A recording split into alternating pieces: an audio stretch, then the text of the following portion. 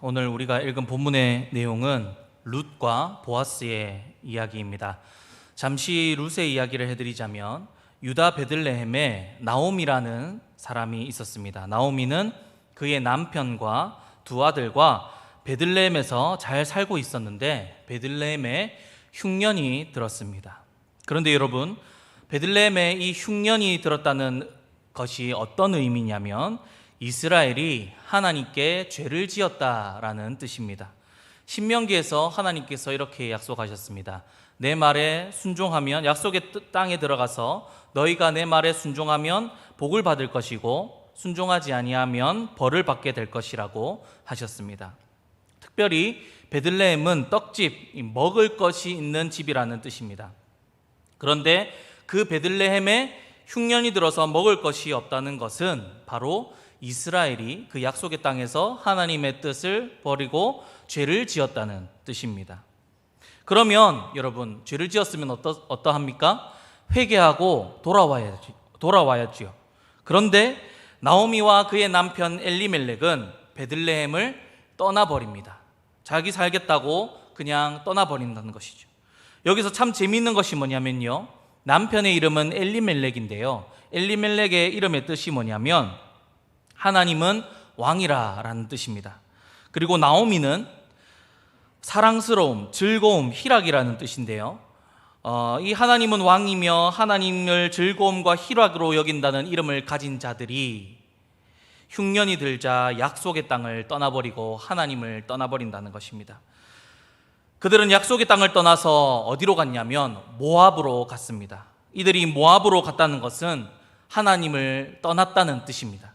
왜냐하면 이 모압은 하나님의 총회에 들어오지 못하는 족속들이었기 때문입니다. 모압은 아브라함의 조카 롯이 그의 딸과 동침하여서 낳은 자식이라 그렇습니다. 그래서 하나님께서는 모압을 보고 하나님의 총회에 들어오지 못하는 족속이라고 말씀을 하셨습니다. 그리고 여호수아의 행군을 막았던 것이 바로 이 모압입니다.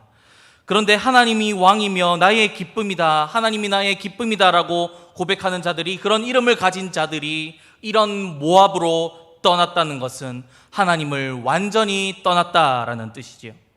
그런데 여러분, 하나님을 떠나 모압으로 간 이들이 어떻게 됐는지 아십니까? 남편과 아들들이 다 죽게 됩니다. 엘리멜렉과 나오미가 모압에서 얻은 며느리 2명 중 한 명이 바로 룻인데요, 그런데 남편들과 아들들이 다 죽게 돼버리죠. 그리고 나오미와 며느리 2명만 남았습니다. 살고자 갔는데 남편도 죽고 아들도 죽었습니다. 그래서 여러분, 우리는 하나님을 떠나면 안 됩니다. 우리는 하나님으로 인해 살고 하나님으로 살아야 되는 줄 믿습니다. 아무튼 그렇게 다 죽고 슬픔에 빠져있던 나오미는 다시 유다 땅으로 돌아오려고 했습니다. 그때 나오미는 며느리들에게 나를 따라오지 않아도 된다고 했죠. 그런데 룻은 떠나지 않고 어머니 곁에 머무는 곳에 나도 머물겠나이다 하면서 뒤에 아주 유명한 말을 합니다. 어머니의 하나님이 나의 하나님이 되시리니 내가 어머니께 머물겠습니다. 어머니를 떠나면 하나님께서 벌을 내리시기를 원합니다 하면서 시어머니를 떠나지 않고 함께 유다 땅으로 오게 되었습니다. 참 기가 막힐 노릇은, 하나님을 왕이라 부르고 하나님을 즐거움이라 고백하던 자들은 하나님을 떠나는데요, 모압 사람 이방 여인이 이런 고백을 한다는 것입니다. 하나님을 믿는 사람이 하나님을 믿지 않으니까 이방 여인을 통해서 하나님께서 이런 고백을 하시고 다시 돌아오게 만드시는 것이죠. 그렇게 유다 땅 베들레헴 고향으로 돌아오니 나오미는 살 길이 막막했습니다. 너무 비참했지요. 살아보겠다고 나갔는데 다 죽고 이방 여인을 며느리로 데리고 온 것입니다. 그러니까 어떻겠습니까? 다들 웅성웅성거리고 수근수근거리는 거죠. 다 쳐다보고 어쩌면 또 손가락질하고 비방했을지도 모르겠습니다. 그래서 나오미는 자신을 나오미, 즐거움, 희락이라 부르지 말고 마라, 괴로움, 슬픔이라 부르라, 이렇게 이야기를 합니다. 그럴지라도 어떻게든 먹고 살려면 베들레헴에 또 머물러야지요. 고향에 머물러야지요. 그렇게 나오미와 룻은 베들레헴에 정착하려고 도착했습니다. 그런데 그때가 어느 때였냐면 추수 때였습니다. 이것이 기가 막힌 타이밍이라는 것입니다. 왜냐하면 추수 때라서 이들이 다행히 먹고 살 수가 있었던 것입니다.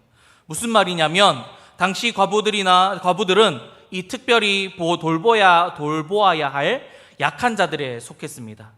하나님께서는 그들을 위한 법을 만들어서 먹고 살 수 있게 해주셨는데 그 방법은 바로 이삭을 죽게 해주시는 것이었죠. 그래서 과부인 나오미와 룻도 그렇게 살아가야 했던 것이었습니다. 그런데 추수 때면 보통 때보다 훨씬 더 많이 그 이삭들이 떨어지죠.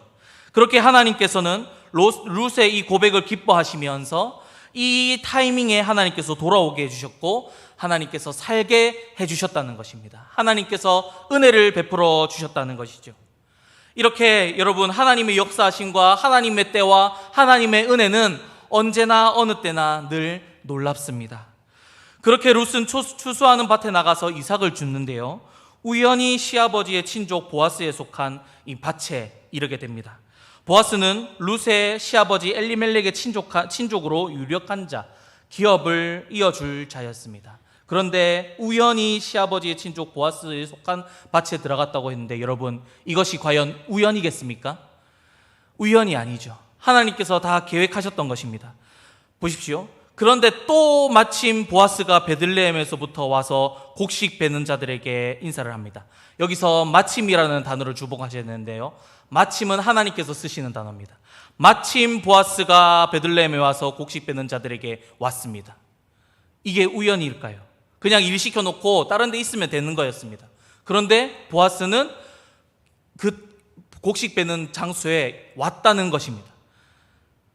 그리고 또 마침 룻이 눈에 띄어서 보아스가 묻습니다. 이는 누구의 소녀냐? 또 마침이라고 하는데요, 누구의 소녀냐 하니 배를 이제 베는 자를 거느리는 사환이 이는 나오미와 함께 모압 지방에서 돌아온 모압 소녀인데 늘 그렇듯 이삭 줍는 사람들 중에 한 명입니다 라고 이야기를 하고, 또 아침부터 와가지고 줍고 잠시 집에서 쉬고 또 돌아온 후에 또 줍고 있는 중입니다 라고 룻을 소개하고 있습니다. 그랬더니 보아스가 뭐라고 하냐면요, 이제 오늘 우리가 읽은 본문의 내용이 나옵니다. 8절입니다. 자, 내 딸아 들으라. 이삭을 주우러 다른 밭으로 가지 말며 여기서 떠나지 말고 나의 소녀들과 함께 있으라 합니다. 여러분, 이 마침, 우연히, 이것은 하나님께서 다 정해주신 타이밍이라는 거죠. 룻과 이 나오미를 살리기 위한 하나님의 은혜를 보아라 라는 것입니다. 그런데 그 하나님의 은혜가 누구를 통해 흘러가느냐? 바로 이 보아스를 통해 내가 흘러갈 것이다 하면서 이 보아스를 하나님께서 보여주는 것입니다. 그렇게 보아스는 내 딸아 들으라. 이삭을 주우러 다른 밭으로 가지 말며 다른 밭에 가지 마라. 그리고 여기서 떠나지 말고 나의 소녀들과 함께 있으라 라고 하죠. 여러분, 이 말은 보아스의 엄청난 배려입니다. 은혜입니다. 왜냐하면 당시 유대인들이 추수하는 방법은요, 남자들이 앞서서 곡식을 막 베면 그 뒤를 소녀들이 뒤따라다니면서 벤 곡식들을 막 묶습니다. 그러면 묶으면 어떻게 되겠습니까? 묶는 그 과정 속에 막 움직여서 곡식이 떨어지게 되겠죠. 이삭이 떨어지게 된다는 것입니다. 그 과정에서 떨어진 이삭은 줍지 않는데요, 나그네와 고아와 가부들을 위해 남겨두라고 하나님께서 말씀하셨기 때문입니다. 그렇게 일이 다 끝나면 떨어진 이삭들을 주울 수 있었습니다. 그런데 지금 보아스가 룻에게 하는 말이 뭐냐면 소녀들과 함께 딱 붙어 있으라고 합니다. 여기서 함께 있으라고 합니다. 여기서 함께 있으라라는 단어는 살과 뼈가 딱 붙어 있다는 뜻인데요, 그러니까 단을 묶는 소녀들에게 딱 붙어 있으면서 그 이삭을 주우라라는 것입니다.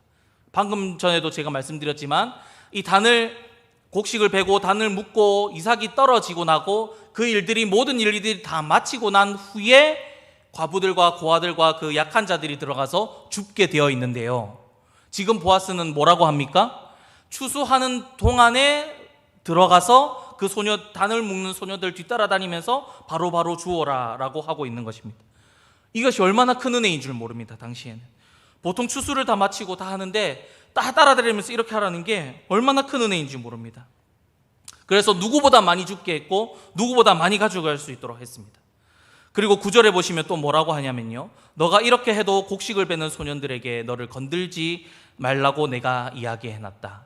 사실 법에 어긋난 일이니까 남자들이 곡식을 베다가 막 모르는 여자가 들어와서 주우려고 하면 막을 수도 있었습니다. 그런데 그거 막지 말라, 내가 이야기해놓았다 하는 거죠.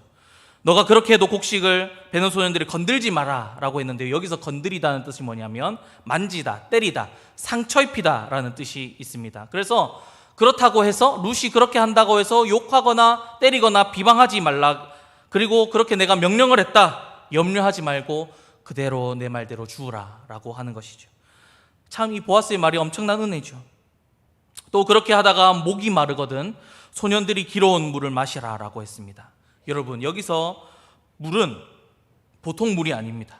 우리나라에서는 어디를 가서도 이게 쉽게 물을 마실 수 있기 때문에 감동이 없습니다. 그러나 당시 유대 문화에서는 물이 굉장히 귀한 것입니다. 생명과도 같은 물입니다. 그리고 누군가가 어디 멀리 가서 우물에 가서 막 수고롭게 길러와야 된다는 것이죠. 그런 생명과 같은 물을 그냥 마시게 해줬다는 것입니다. 심지어 그 이방 여인에게 그런 은혜를, 그런 특별 대우를 해줬고 은혜를 베풀었다는 것이죠. 그 말을 들으니까 룻이 어떻게 합니까? 10절입니다. 엎드려 얼굴을 땅에 대고 절을 하죠. 이것은 깊이 존경하고 경외하는 태도인데요. 그리고 어찌하여 내게 은혜를 베푸시며 나를 돌보시나이까, 이렇게 말합니다. 이게 사실 말이 안 되는 거예요. 이런 은혜를 베풀어 준다는 게 말이 안 되는 상황이었던 것이죠. 그리고 이 보아스가 베푼 친절은 그저 남자가 여자를 꼬시려고 하는 그런 그 정도의 친절이 아니었던 것입니다. 그러니까 말 하나하나에, 그 생각 하나에, 그 행동 하나하나에 깊은 배려가 있고 하나님의 은혜가 묻어 있다는 것을 룻이 알았다는 것이죠. 그래서 룻은 놀랐습니다. 그렇게 안 해줘도 될 위치인데, 그리고 자신은 이방 여인인데 이렇게 해준다는 것이 그냥 너무나 놀라운 거예요. 그냥 이런 애가 왔으니 그냥 봐줘라 할 수도 있고요. 또 따로 떼줘라 그냥 이렇게 할 수도, 그렇게 하고 말아도 상관없을 텐데, 그리고 여러분, 유대 땅의 이방인입니다. 그럼 어떻겠습니까? 비방하고 조롱하고 아까 수군수군 거렸다고 했죠. 그렇게 해도 사실 무방한 거예요. 그런데 보아스는 어떻게 합니까? 은혜를 베풀어 주는 것이에요. 그래서 이방 여인이라도 내친다 해도 상관없는 것이었고요, 무시해도 상관없었는데 보아스는 그렇게 하지 아니하고 엄청난 배려를 베풀어 주고 있었다는 것입니다. 그리고 보아스가 하는 말이 너무 멋지지요. 너가 어떤 사람인지 안다. 알고도 이렇게 섬겨준다는 게 기가 막히지 않습니까? 이방인인 줄 알고, 모르고 하는 게 아니고요, 이방인인 줄 알고 거기다가 모압 사람인 줄도 알면서도 베풀어 주는 거예요. 이게 기가 막힌 겁니다. 이방인이라고 욕하지도 않았고요, 그 사정을 알고 무시하지도 않았어요. 그 사정을 오히려 깊이 헤아려 주고, 또 너가 시어머니를 떠나지 않고 잘 섬겼다는 것을 안다. 그리고 여호와께서 너가 행한 일에 보답하시기를 원하며 여호와의 날개 아래에 보호받으러 온 너에게 온전한 상 주시기를 원한다. 이렇게 말하는 것입니다. 이게 무슨 말입니까? 여러분, 이것은 보아스가 내가 해주는 것이 아니라 내가 하는 것이 아니다.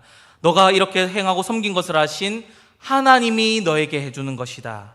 하나님이 너의 행한 것에 갚아주는 것이다. 그저 나를 통해 갚아주는 것이다 라고 하지요. 끝까지 이렇게 겸손합니다. 내가 아니라 하나님이 주시는 것이다. 여러분, 보아스는 유력한 자, 또 그 안에 능력이 있다, 힘이 있다라는 이름의 뜻대로 힘이 있고 능력이 있었습니다. 그런데 그 힘과 능력이 하나님께로 왔음을 알고 자기 마음대로 휘두르거나 사용하지 않았다는 것입니다. 이것은 보아스가 하나님 편에 서서 하나님의 시선으로 봤다는 것이고 하나님의 은혜로 살았다는 것이지요. 보아스는 하나님 편에 늘 서 있던 사람이고 하나님의 은혜, 이 하나님의 마음을 깊이 아는 사람이었기에 이렇게 할 수 있었다는 것입니다. 그리고 여러분, 이방 여인에게 물을 주고 이방 여인에게 밥을 주고 하는 것이 여러분 누군가 떠오르지 않습니까? 신약 시대에 누가 떠오르십니까? 예수님이 떠오르셔야죠. 이 놀라운 하나님의 은혜를 이렇게 흘려보내는 것이 이 예수님의 마음, 이 하나님의 마음이라는 것입니다. 보아스는 이 하나님의 은혜를 알았습니다. 여러분, 너무 멋있죠? 이 하나님의 은혜를 알고 하나님의 마음을 아는 자들의 품격이 바로 이런 것입니다. 그 믿음도 멋있지만 말도 얼마나 은혜롭게 합니까? 그리고 하나님께 받은 것을 얼마나 은혜롭게 흘려보내는지 모릅니다. 여러분, 우리도 보아스와 같은 사람들입니다. 하나님께서 우리를 부족함 없이 살게 해주시고 우리를 채워주시고 있습니다. 그리고 우리도 보아스와 같이 하나님을 알고 하나님의 마음을 너무나 잘 알고 있죠. 그리고 여러분, 어쩌면 우리는 보아스보다 하나님의 성품에 대해서, 하나님의 마음에 대해서 더 잘 알고 있습니다. 왜냐하면 우리는 하나님 아버지께서 보내어주신 예수 그리스도를 알기 때문입니다. 하나님 아버지께서 독생자 예수 그리스도를 보내어주신 그 마음, 아낌없이 그 아들을 우리에게 주신 그 마음을 우리가 너무나도 잘 알고 있죠. 그 은혜를, 그 사랑을 우리가 너무 잘 알고 있다는 것입니다. 그렇다면 우리에게도 이 보아스의 믿음과 이 품격이 묻어나와야 되지 않겠습니까? 여러분, 보아스처럼 받은 은혜를 흘려보내시기를 바랍니다. 물질도 마음도 은혜도 말도 보아스처럼 흘려보내는 저와 여러분들 되시기를 주님의 이름으로 축복합니다. 특별히 우리가 누군가에게 물질을 흘려보낼 때요, 나를 감추고 하나님을 드러내시기 바랍니다. 왜냐하면 우리가 가진 것들 하나님께서 채워주신 것입니다. 하나님의 것이지요. 그래서 물질을 누군가에게 흘려보낼 때 보아스처럼 내가 아니라 너에게 베풀기를 원하는 하나님이 주시는 거야 하면서 주는 것입니다. 예수님께서도 너는 구제할 때에 오른손이 하는 것을 왼손이 모르게 하여 내 구제함을 은밀하게 하라 하셨습니다. 왜냐하면 외식함으로, 내 이름으로, 내 잘남으로 보이면서 구제하면 그 사람은 이미 땅에서 자기 상을 받았다고 합니다. 이게 무슨 말이냐면 이미 땅에서 내 이름으로 내가 드러냈기 때문에 내 상을 받았다는 것이죠. 그래서 하늘의 상이 없다는 아주 무서운 경고입니다. 그래서 우리는 누군가에게 물질이든 뭐든 흘려보내며 섬길 때에 내가 하는 것이 아니라, 내가 주는 게 아니라 베풀기를 원하시는 하나님이 주시는 거라, 보아스처럼 내가 아니라 하나님이 주시는 거라, 그렇게 자신을 감추고 하나님의 이름을 드러내는 것입니다. 뿐만 아니라 우리가 살아갈 때 우리가 하는 모든 일들 가운데 나를 숨기고 하나님의 영광을 드러내는 우리가 됐으면 좋겠습니다. 제가 아는 목사님 중에 송주현 목사님이라고 있습니다. 저보다 2살 어린 동생이고 기독교 교육과 후배인데요. 그런데 이 녀석이, 이 목사님 보고 이 녀석이라 하면 안 되죠. 키는 190에 덩치도 산만해가지고요, 저보다 형 같아 보입니다. 코스타라는 유명한 수련회 강사로도 나가고 있는데요. 아무튼 이 송주현이라는 목사님이 학생일 때 학생회장을 하게 되었습니다. 학생회장이라서 장학금도 받게 되었지요. 그런데 이 목사님이 갑자기 이 장학금을 가지고 총장실에 딱 들어가서, 총장님, 저보다 어려운 학생들이 있으면 이거 주시면 좋겠습니다 하고 총장님이 다시 줄까봐 확 나왔다고 합니다. 그냥 툭 던지고 나간 거죠. 처음에는 막 덜덜덜 떨리고 막 그랬는데 나오니 기분이 너무 좋고 막 그렇게 하니까 하나님께 감사가 넘쳤다고 합니다. 그래서 이 목사님이 그 이후에 나누는 것이 너무 기쁘고 좋아서 나눔 커뮤니티를 만들고, 이 미친 나눔이라고 해가지고요, 자기가 받는 장학금이나 개인의 후원금 전액을 가난해서 등록금 못 내는 학생들에게, 그리고 노숙인들, 독거노인분들 찾아다니면서 다 나눠주기 시작했습니다. 그러면서 이 목사님이 하는 말이 너무 멋진 거예요. 이렇게 이야기하는 거예요. 그 친구 말투가, 사투리가 정말 심하거든요. 제가 드리는 거 아닙니다. 자꾸 제가 믿는 예수님이 내 마음 가운데 막 주라고 하셔서 드리는 겁니다. 우리 예수님 멋지지 얘? 우리 예수님 한번 믿어 보이소 하면서 막 돌아다니면서 그렇게 전하는 거예요. 직접 전할 때도 그렇게 이야기하면서, 나는 그래서 그 청년 이름이 뭐고 하면, 저는 제 이름 아실 필요 없습니다, 그냥 하나님이 주시는 겁니다 하고 했고요. 그리고 몰래 전할 때도 봉투에 자기 이름 안 적고 나눔 커뮤니티 이름도 안 밝혀요. 그냥 예수님, 프롬 예수님 이렇게 적어가지고 턱 던져놓고 몰래 나오고, 이름도 없이 빚도 없이 그냥 그렇게 사역을 했었습니다. 여러분, 멋있죠? 그리고 더 놀라운 것은요, 그 사랑을 받은 사람들이 예수님을 믿게 될 뿐더러 사랑을 전하는 일을 그렇게 번져가더라는 것입니다. 이 목사님은 노숙인들을 삼촌이라고 부르는데요, 어느 날 한 삼촌이 돈을 들고 와서 이거 나눠주라고 송주현 목사님을 찾아왔다고 합니다. 여러분, 이 삼촌이 누굽니까? 노숙인입니다. 자기 쓸 것도 없는데 봉투를 들고 찾아와가지고 나 같은 사람들에게 또 나눠주라고 봉투를 들고 왔다는 거죠. 그 봉투를 받아들고 이 목사님은 눈물을 하염없이 흘리면서 하나님께 감사하다고 그렇게 고백했던 이야기를 전해주었습니다. 이렇게 하나님의 사랑은 나누면요, 이 하나님의 사랑은 거기서 끝나지 않고 또 흘러갑니다. 그리고 거기서 다 생명샘이 터지는 겁니다. 그리고 나눌수록 은혜는 배가 되고 사람을 살리는 역사가 곳곳에서 일어나게 되는 것입니다. 저도 사실 이 친구와 같이 사역하면서 나도 나눔을 하고 싶다고 이야기를 했더니 이 친구가 고아원에 있는 친구를 한 명 소개시켜줬습니다. 중학생이었는데요. 그래서 매달 5만 원씩 지원하면서 한 번씩 만나서 맛있는 거 사주고 그런 사역을 했는데, 이 친구가 이제 졸업을 하고 고등학생이 되면서 이제 제가 끊게 되었고, 근데 그 친구가 고등학생이 되었는데 불구하고요, 자기한테 들어오는 많은 후원들도 막 나눠주고 그러는 거예요. 자기 동생들한테.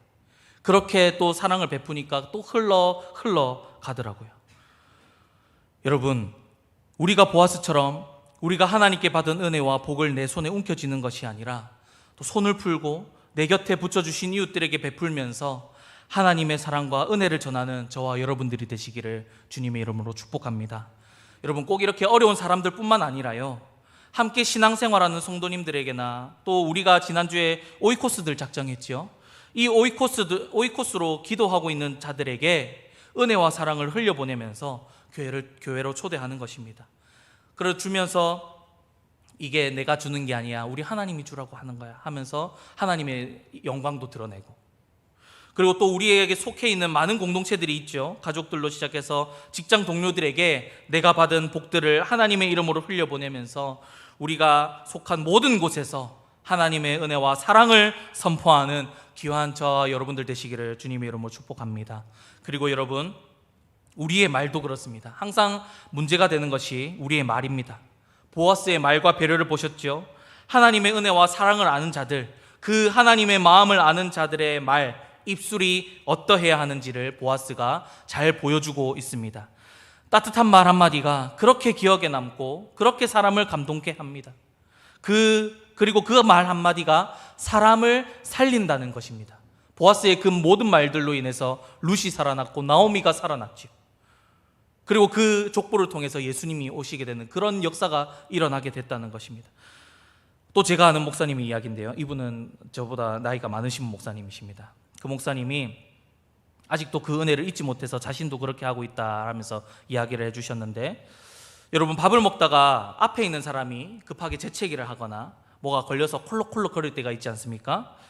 혹은 밥풀이 그래서 좀 막 튀어나올 때가 있습니다. 그런데 그 밥풀이 마주보고 있는 우리의 밥이나 국에 튀었다면 여러분들은 어떻게 하시겠습니까?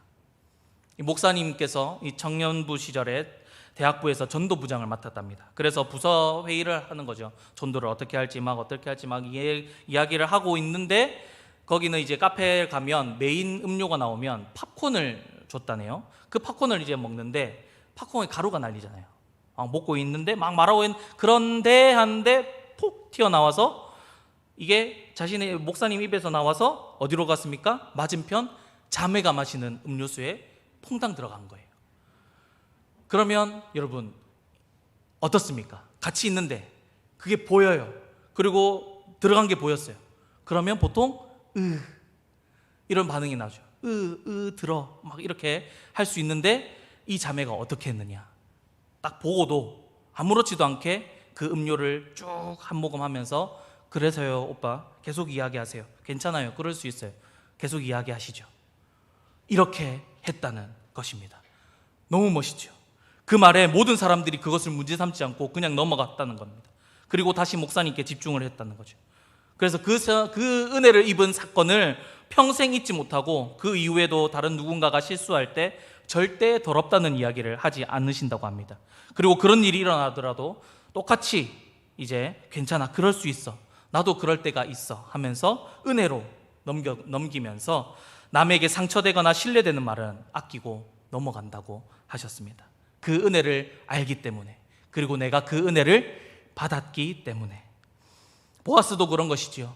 하나님께서 한량없이 베풀어 주신 은혜를 알기에 함부로 대하거나 다른 사람들에게 말하지 않고 룻을 이해하고 배려해서 말했던 것이지요. 그 은혜와 사랑을 알기에 룻에게 그렇게 말했다는 것입니다. 여러분, 그리스도인이 보아스와 같아야 할 줄 믿습니다. 룻의 마음을 읽을 줄 아는 보아스와 같이 우리도 다른 사람의 마음을 읽고 이해함으로 말 한마디에라도 은혜를 담아 따뜻하고 넉넉한 하나님의 마음을 흘려보낼 줄 아는 저와 여러분들 되시기를 축복합니다. 이제 마지막으로 오늘 본문 14절 이후에 보아스를 보면서 말씀을 마치려고 합니다. 14절입니다. 식사할 때 보아스가 룻에게 이르되 이리 와서라고 하지요. 같이 식사를 하는 겁니다. 그런데 여러분, 여기서도 아까 말씀드렸던 예수님의 모습이 보이죠. 이방 여인을 식사 자리에 초대하는 겁니다. 얼마나 그가 은혜로운 자였는지를 보여주고 있는 것이죠. 예수님의 사랑, 하나님의 사랑이 가득한 자였습니다. 그래서 식사 자리에 초대해서 같이 식사를 하는데요. 떡을 먹으며 내 떡 조각을 초에 찍어 먹으라 하죠. 여기서 이 초는 어떤 초냐면요, 식초 같은 건데 포도를 발효시킨 이 초인데 일하는 사람들의 입맛을 돋구고 소화를 도와주고 더운 열기에 몸을 식혀주는 그런 귀한 초입니다. 이 초를 그냥 찍어 먹으라고 줬다는 거예요. 대단하죠. 룻을 얼마나 배려해주고 있는지 볼 수가 있습니다. 그리고 일반적인 음식인 이 볶은 곡식을 주고 배불리 먹었습니다. 그리고 남았죠. 그리고 이걸 또 싸가서 나오미와 함께 나누게 합니다. 18절에 보시면 그가 배불리 먹고 남긴 것을 내어 시어머니에게 드리매라고 합니다. 여러분, 이것도 예수님의 모습이 보이지 않습니까? 먹고 남았더라. 광주리 사건 아시죠? 5,000명을 먹고 남은 사건. 그렇게 이 하나님의 사랑과 은혜를 보아스가 머금고 있었다는 것이죠. 그리고 또 그냥 곡식을 주는 그 정도로 끝나는 게 아니라 16절에 보시면 또 그를 위하여 곡식 다발에서 조금씩 뽑아버려서 그에게 줍게 하고 꾸짖지 말라 하니라 라고 아예 명령을 합니다. 그냥 이렇게 단을 묶는 걸로 끝내는 것이 아니라요, 일부러 어떻게 합니까? 단을 뽑아서 흔들어서 곡식 떨어뜨리게 해서 먹게 해라 라는 것입니다. 여러분, 보아스가 왜 그랬을까요? 보아스는 하나님의 통로였기 때문입니다. 하나님이 너에게 상 주시기를 원하는 통로로 삼으신 것을 알았기 때문입니다. 그래서 그렇게 사용되는 거죠. 그리고 그것에 감사하기 때문에, 하나님의 은혜에 감사하기 때문에 나에게 주신 것을 그렇게 나누는 것입니다. 그러나 그것이 물질로만 간 것이 아니라요, 우리 주님의 마음이 룻에게 흘러간 것입니다. 그것을 통해. 여러분, 하나님의 사랑을 어떻게 전하며 살아가시겠습니까? 우리는 하나님의 마음을 아는 자, 은혜를 입은 자, 보아스들입니다. 하나님께서는 우리에게 많은 것을 주셨지요. 물질뿐만 아니라 시간도 주셨습니다. 그것을 우리에게 왜 주셨을까요? 하나님의 마음을 갖고 하나님의 마음을 흘려보내라고, 우리 가까운 가족들과 성도들에게부터 우리가 날마다 만나고 인사하는, 아니 주님을 또 모르는 모든 사람들에게 그 하나님의 마음을 흘려보내라고 우리에게 물질도 주시고 시간도 주셨다는 것입니다. 여러분, 시간은 어떻게 흘려보낼 수 있을까요? 그들과 함께하는 시간, 사람들을 위해 시간을 내어주는 것으로 하나님의 마음을 흘려보낼 수가 있겠죠. 그렇게 저 사람을 만났더니 내가 하나님께 은혜를 입었다. 저 사람에게 은혜를 입은 것이 아니라 하나님을 아는 저 사람에게 내가 은혜를 입었다. 그렇게 누군가에게 힘이 되어주는, 위로가 되어주는 우리가 되어야 한다는 것입니다. 그것이 바로 그리스도인의 품격이라는 것입니다. 이 다음에 천국에 갔을 때 하나님 앞에서 우리가 겸손하게, 하나님, 제가 하나님 앞에서 잘한 것이 없습니다 라고 했을 때 누군가 곁에서, 아닙니다 하나님, 제가 저 사람을 통해서 은혜를 입었고 위로를 얻었습니다 라고 한다면 얼마나 큰 기쁨이겠습니까? 사랑하는 여러분, 이제 말씀을 마치도록 하겠습니다. 하나님께서 보아스에게 룻을 붙여주신 것 같이 우리에게 붙여준 많은 사람들이 있습니다. 우리가 늘 만나는 가족, 친구, 직장 동료들, 그리고 예수님을 믿지 못하는 많은 이들, 그리고 우리의 오이코스들, 우리와 함께하는 그 모든 자들에게 보아스와 같이 하시기 바랍니다. 하나님의 마음을 알고 하나님의 은혜를 가진 보아스의 이 넉넉함을 배우고 세상에 보여주시기 바랍니다. 선포하시기를 바랍니다. 작은 것이라도 하나님의 마음을 갖고 상대를 보고 배려하며 하나님이 너에게 상 주시기를 원하신다며 우리가 조금이라도 그 하나님의 상을 보여줄 수 있는, 이 하나님의 마음을 보여줄 수 있는 보아스가 되시기 바랍니다. 그리고 우리의 말 한마디 한마디에 하나님의 은혜와 사랑을 담읍시다. 그리고 그렇게 사람을 살리고 세우는 입술을 가집시다. 그렇게 저 사람을 만났더니 내가 살았고, 저 사람이 있어서 행복하고, 저 사람이 있어 내가 위로를 얻었다는 이야기를 들으시고 하나님께 칭찬받으시는, 그렇게 하나님의 마음을 흘려보내시는 저와 여러분들 되시기를 주님의 이름으로 축복